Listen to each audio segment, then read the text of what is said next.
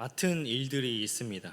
어떤 분은 전도회나 구역 모임에서 성실하게 섬기고 있고요. 또 어떤 분은 직분을 맡아서 또 교회를 세우는 일에 헌신하고 있고, 또 어떤 분은 이름도 드러나지 않는 그 자리에서 묵묵히 봉사하고 있습니다. 형태는 다르지만 이 모든 것에 하나의 공통점이 있는데요. 그것은 그리스도를 믿는 성도가 교회 안에서 감당하는 일이라는 것입니다. 그런데 여기서 우리가 한번 진지하게 생각해 볼 필요가 있습니다. 과연 우리는 지금 무엇을 위해, 그리고 누구를 위해 그런 일을 하고 있는가라는 질문입니다. 우리는 세상 속에서 오랫동안 훈련된 사람들입니다. 세상은 우리에게 이렇게 가르쳐 왔죠. 손해보지 말아라. 내 것을 지켜야 된다. 수고에는 반드시 그에 합당한 대가가 따라야 된다라고 말입니다. 그 기준의 중심에는 언제나 나 자신과 내 가족이 있습니다. 이것이 세상이 작동하는 원리이고, 우리는 그러한 원리 속에서 살아가는 것에 너무나 익숙해져 있습니다. 그런데 교회는 다릅니다. 헌금을 낸다고 해서 우리의 통장 잔고가 늘어나지 않습니다. 봉사를 한다고 해서 우리가 일당을 받지는 않습니다. 직분을 맡는다고 해서 사회적 지위가 올라가지 않습니다. 세상적 기준으로 보자면 교회에서 하는 일들은 철저히 손해처럼 보입니다. 그렇다면 우리는 왜 이러한 일들을 합니까? 답은 하나입니다. 하나님을 위한 것이기 때문이죠. 교회에서 감당하는 모든 일의 중심에는 내가 아니라 하나님이 계십니다. 그렇기 때문에 세상의 눈으로 손해보는 것처럼 보이는 그러한 일들이 믿음의 눈으로는 기쁨이 될 수가 있다는 것이죠. 그렇기 때문에 우리는 아무도 알아주지 않아도 묵묵히 감당할 수 있는 것이고, 다툼 없이 섬길 수 있는 것입니다. 모든 기준이 사람이 아니라 하나님께 있기 때문입니다. 그런데 반대로 한번 생각해 보시면, 세상의 원리를 내려놓지 못한 채 교회 일을 대한다면 어떻게 되겠습니까? 내가 한 만큼 인정받기를 원하고 내 수고가 눈에 보이는 결과로 돌아오기를 기대하게 됩니다. 그렇게 되면 조금만 뜻대로 되지 않더라도 불만이 생기고, 또 얼마 지나지 않아 그 일을 내려놓게 됩니다. 오늘날 교회 안에 벌어지는 많은 갈등과 다툼이 바로 이러한 지점에서 비롯된다라는 것입니다. 하나님의 일을 세상의 가치관으로 대하는 것, 그것이 바로 문제의 뿌리라는 것이죠. 바울은 오늘 본문에서 바로 이 지점을 정면으로 다루고 있습니다. 하나님의 일을 감당하는 자는 어떤 마음가짐을 가져야 하는가? 또 그 기준은 어디에 두어야 하는가? 우리의 모든 섬김이 궁극적으로 누구의 영광을 위한 것이어야 하는가라는 것이죠. 바울은 고린도후서 8장 1절부터 6절까지 마게도냐 교회 성도들이 얼마나 헌신적인 마음으로 예루살렘 교회를 위해 구제 헌금 모금에 앞장섰는가를 소개했습니다. 그리고 7절부터 15절까지는 고린도 교회의 눈을 돌려서 차일피일 미루었던 온 구제 헌금 모금을 이제는 마무리 지을 것을 힘있게 독려했습니다. 그리고 오늘 우리가 함께 읽은 16절부터 24절은 바로 그 후속 조치에 대한 내용입니다. 바울은 고린도 교회의 헌금 모금을 마무리 짓고 마게도냐 교회들과 고린도 교회에서 모인 구제 헌금을 예루살렘까지 안전하게 이송하는 임무를 수행할 사절단을 구성하여 파송합니다. 그 중심에는 디도가 있었고 2명의 동행자가 함께 했습니다. 그런데 이 파송의 과정을 소개하는 본문 안에 현대를 살아가는 우리 성도들에게도 매우 중요한 교훈이 두 가지가 담겨져 있는데요. 첫 번째로는 간절함입니다. 오늘 본문을 주의 깊게 읽어보면 가장 많이 등장하는 단어가 있는데 바로 이것이 간절함입니다. 16절과 17절 그리고 22절, 도합 22절에 2번, 그래서 도합 4번이나 반복되는 것이죠. 디도를 비롯하여 바울이 파송하는 동행자들을 가장 잘 특징 짓는 말이 바로 이 간절함입니다. 이것은 결코 우연이 아닙니다. 바울이 구제 헌금을 모금하는 일, 나아가서 하나님의 모든 일을 감당할 때 간절한 마음이 얼마나 중요하게 여겼는지를 분명하게 보여주고 있는 것이죠. 우리가 교회 생활을 할 때, 그리스도인으로서 주어진 삶을 살아갈 때 반드시 이 간절한 마음이 있어야 한다라는 사실을 바울은 이 본문 전체를 통해 힘주어 말하고 있다라는 것입니다. 두 번째로는 투명함입니다. 교회의 돈이든 사회의 돈이든 불투명한 관리는 반드시 갈등과 분열을 낳습니다. 바울은 이 문제를 너무나도 잘 알고 있었습니다. 이것은 1차적으로 교회 안에서 생겨날 수 있는 오해와 혼란을 막기 위함이었지만 궁극적으로는 더 깊은 진리를 가리키고 있습니다. 하나님의 일을 할 때는 하나님이 지켜보신다라는 사실을 온전히 의식하면서 언제나 공정하고 솔직하게 행해야 한다라는 것입니다. 결국에는 이 간절함과 투명함, 이 두 가지는 하나님의 일을 감당하는 자들이 마땅히 갖추어야 할 가장 기본적인 마음입니다. 오늘 이 말씀을 통해서 이 두 마음을 품고 하나님의 영광을 위해 힘써 일하는 저와 여러분 모두가 되시기를 소망합니다. 첫 번째, 간절함에 대한 내용입니다. 먼저 16절, 17절 그리고 22절을 통해서 간절함에 대해서 설명합니다. 먼저 16절을 먼저 보면은 너희를 위하여 같은 간절함을 디도의 마음에도 주시는 하나님께 감사하노니 라고 말합니다. 바울은 디도의 열정이 어디서 왔는지를 분명히 밝히고 있는데요, 그것은 디도 자신의 탁월한 능력이나 성품에서 비롯된 것이 아니라 하나님께서 디도의 마음에 친히 주신 것이라는 것입니다. 여기서 이 간절함이라고 번역된 이 단어는 단순한 성실함 이상의 의미를 담고 있습니다.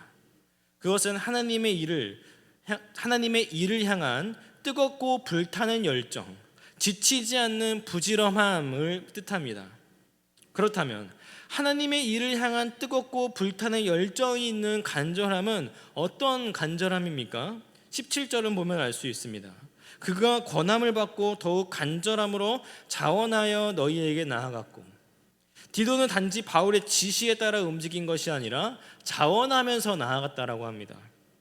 여러분, 이것이 바로 우리가 가져야 할 하나님의 일을 향한 뜨겁고 불타는 열정의 간절함입니다. 간절함의 중심이 나에게 있다면 그것은 강요가 되고 상황이 어려워지면 쉽게 내려놓게 됩니다. 하지만 이 중심이 하나님께 있다면, 더 나아가 하나님이 부어주시는 마음이라면 자원하는 마음을 갖게 된다는 것이죠. 그런데요, 이 간절함에는 또 다른 특징이 있습니다. 22절에서 바울은 이름을 밝히지 않은 또 다른 형제에 대해서 이렇게 말합니다. 22절 말씀을 보면 또 그들과 함께 우리의 한 형제를 보았노니 우리는 그가 여러 가지 일에 간절한 것을 여러 번 확인하였거니와 이제 그가 너희를 크게 믿었으므로 더욱 간절하니라. 여기서 여러 가지 일에 간절한 것을 여러 번 확인하였거니와, 이 말씀이 중요한데요, 이 형제는요 단 한 번의 인상으로 세워진 것이 아니었습니다. 반복된 시험과 검증을 통해서 그의 신실함이 입증된 사람이라는 것입니다. 하나님의 사역을 감당할 일꾼은 외모나 언변이 아니라 시간과 시험을 통해서 드러나는 신앙과 인격으로 검증이 된다는 것이죠. 우리는 보통 신앙생활을 하면 처음에는 열정을 갖고 열심히 봉사도 하고 사역도 하는데 상황의 어려움 때문에 나중에는 포기하고 내려놓게 되는 성도들을 많이 봅니다. 물론 개인 사정이 있고 내려놓는 것 자체가 문제다라는 것을 말하는 것이 아닙니다. 하지만 과연 하나님의 일을 하는 성도로서 본질적으로 이 간절함, 하나님을 향한 열정이 있었는가라는 것이죠. 만약 이 간절함이 자신의 체면을 지키기 위한 간절함이나 사람을 향한 간절함이었다면 우리는 이 마음가짐에 대해서 다시 한번 생각해 보아야 하고, 우리는 먼저 하나님께 그것을 구해야 합니다. 하나님이 부어주시는 이 은혜의 간절함이라는 것은 누군가에게 강요로 되는 것이 아니고 나의 체면을 위한 것도 아닌 하나님을 향한 자발적인 마음에서 비롯됩니다. 또 이 마음은 한 번의 태도로 결정되는 것이 아닙니다. 수많은 시간과 시험 속에서도 묵묵하게 그 일을 감당하는 것, 하나님이 주시는 마음이 있기 때문에 결코 쉽게 내려놓지 않고 이겨내는 것, 이것이 바로 그리스도인의 삶에서 필요한 간절함이라는 것입니다. 두 번째로 바울은 투명함에 대해서 가르칩니다. 18절부터 21절까지 말씀인데요. 18절을 보면은 이뿐 아니라 그는 동일한 주의 영광과 우리의 원을 나타내기 위하여 여러 교회의 택함을 받아 우리가 맡은 은혜의 일로 우리와 동행하는 자라라고 말합니다. 여기서 여러 교회의 택함을 받아라는 표현에 우리는 주목해 볼 필요가 있습니다. 이것은 단순한 임명이 아니라 손을 들어서 공식적으로 선출되었다라는 의미를 담고 있습니다. 바울은 혼자서 의미로 동역자를 세우지 않았습니다. 여러 교회가 함께 절차를 밟아 검증하고 동의한 사람을 세웠다라는 것이죠. 이것은 공동체의 공식적인 대표성과 신뢰를 확보하기 위한 의도적인 조치였습니다. 그런데 왜 이렇게 바울은 이렇게 세심하게 움직였을까요? 21절에서는 그 이유를 직접 밝힙니다. 이는 우리가 주 앞에서뿐만 아니라 사람 앞에서도 선한 일에 조심하려 함이라 라고 말합니다. 여기서 바울의 투명함이 담고 있는 두 가지 원칙이 선명하게 드러나는데요. 투명함은 첫째, 주 앞에서라는 것입니다. 즉 하나님 앞에서 선하게 행하는 것이라는 것이죠. 이것은 모든 그리스도인들이 고백하는 가장 기본적인 원칙입니다. 하나님이 보고 계시기에 정직하게 행한다라는 것, 이것은 신앙인이라면 누구나 동의하는 말입니다. 그런데 바울은 여기서 멈추지 않습니다. 둘째로는 무엇을 말합니까? 사람 앞에서도 라고 합니다. 사람 앞에서도 선하게 행해야 된다는 것이죠. 바울은 나는 하나님만 보시면 충분하다, 사람의 시선까지 신경 쓸 필요 없다고 말하지 않습니다. 오히려 오해와 비방의 빌미가 생기지 않도록 선제적으로 조치를 취하고 있다는 것이죠. 조심하려 함이라는 이 표현은 미리 생각하다, 사전에 신중히 고려하다라는 뜻입니다. 그런데 우리의 삶을 되돌아보면 우리는 이 두 가지를 동시에 붙들기보다 어느 한쪽에만 치우치는 경향이 있습니다. 하나님 앞에서는 떳떳하다고 생각하면서도 사람들의 오해는 아랑곳하지 않는 경우가 있고, 반대로 사람들의 눈을 지나치게 의식하면서도 정작 하나님 앞에서는 부끄러운 모습으로 살아가는 경우도 많다라는 것이죠. 그러나 이 두 가지는 결코 분리될 수가 없습니다. 예수님은 가장 큰 계명이 무엇이냐라는 질문에 하나님을 사랑하는 것이다 라고 답하였습니다. 첫 번째가 하나님을 향한 사랑이라고 했죠. 그런데 이것은 하나님 사랑만 잘하면 나머지는 몰라도 된다라는 뜻이 아닙니다. 하나님을 진정으로 사랑하는 사람은 자연스럽게 이웃을 사랑하게 된다는 뜻입니다. 모든 사랑의 출발점이 하나님께 있기 때문이죠. 그러므로 하나님을 사랑한다고 말하면서 이웃을 외면하는 것, 혹은 이웃을 사랑한다고 하면서 하나님께 소홀하는 것, 이 둘 모두 진정한 사랑이 무엇인지를 다시 되짚어 보게 만드는 모순이라는 겁니다. 투명함도 마찬가지입니다. 하나님 앞에서의 정직함은 반드시 사람 앞에서의 정직함으로 이어져야 합니다. 한 가지 예를 들어보겠습니다. 요즘엔 전쟁이 끊이지 않고 세계 곳곳에서 기근과 자연재해가 이어지고 있습니다. 그런데 이런 일들이 일어날 때마다 꼭 이런 말씀을 하시는 분들이 있습니다. 저 나라는 하나님을 믿지 않아서 벌을 받는 거야. 그러니까 예수를 믿어야지. 여러분, 이런 말들을 들으면 어떤 생각이 드십니까? 신앙적으로 깊이 있는 말처럼 느껴지십니까? 물론 모든 역사가 하나님의 섭리 안에 있다는 것은 성경적 진리입니다. 그러나 그 진리를 담는 방식이 잘못되면 믿지 않는 사람들에게 오해와 반감을 심어주기에 충분하다는 것이죠. 바울이 말하는 투명함은 바로 이런 데까지 미친다라는 겁니다. 우리의 말 한마디, 행동 하나가 하나님 앞에서뿐만 아니라 사람들 앞에서도 선한 것이어야 한다는 것이죠. 결국 바울이 본문을 통해서 우리에게 말하고자 하는 투명함의 핵심은 이것입니다. 하나님의 일을 감당하는 사람은 하나님 앞에서 부끄럽지 않게 행하는 것으로는 충분하지 않고 그 신실함이 사람들의 눈에도 선명하게 보여야 된다는 것이죠. 그것이 복음을 지키는 방식이고 하나님의 영광을 드러내는 삶이라는 겁니다. 이제 바울은 23절, 24절에서 이 두 가지 단락의 대미를 장식하게 되는데요. 23절을 보면은 디도로 말하면 나의 동료요, 너희를 위한 나의 동역자요, 우리의 형제들로 말하면 여러 교회의 사자들이요, 그리스도의 영광이니라 라고 말합니다.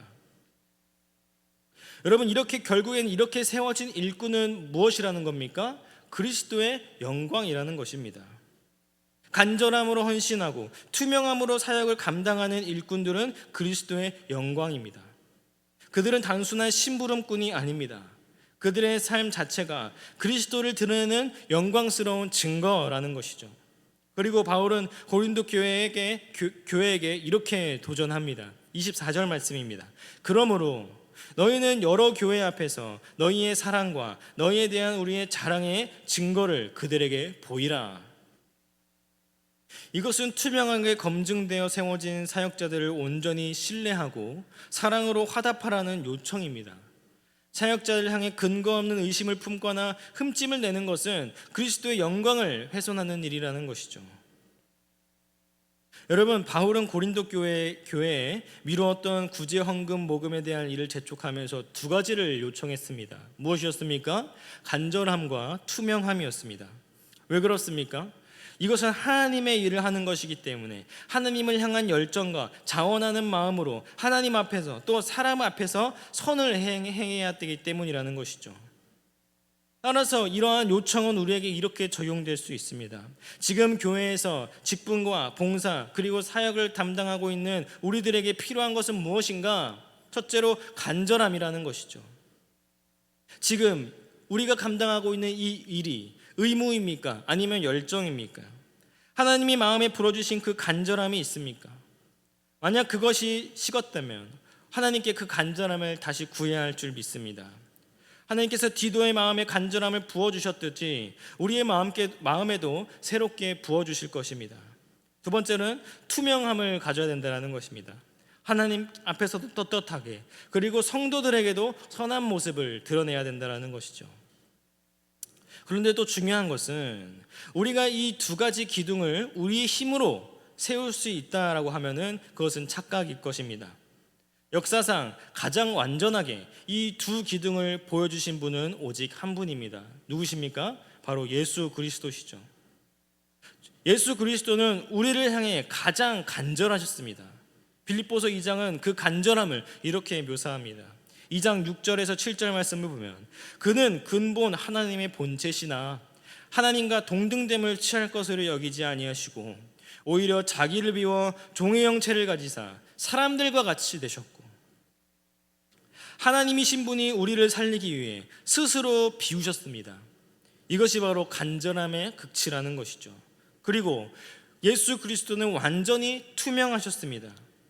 십자가는 그 모든 것이 드러나는 자리였죠. 아무것도 숨기지 않으셨습니다. 그리스도 자신의 고통도 버림받음도 죽음도 모두 우리 눈앞에 펼쳐 보이셨습니다. 그리스도의 십자가는 역사상 가장 투명한 사랑의 선언이었습니다. 우리가 간절함을 회복하고 또 투명함을 실천하는 힘은 바로 이 예수 그리스도의 십자가에서 올 줄 믿습니다.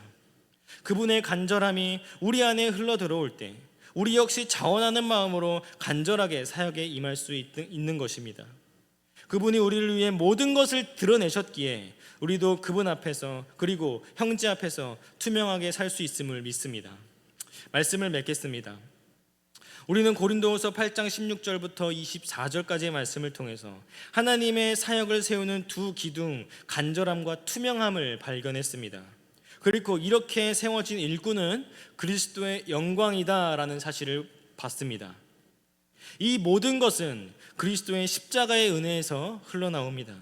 따라서 우리는 이 간절함과 투명함을 회복하기 위해서 예수 그리스도를 바라봐야 합니다.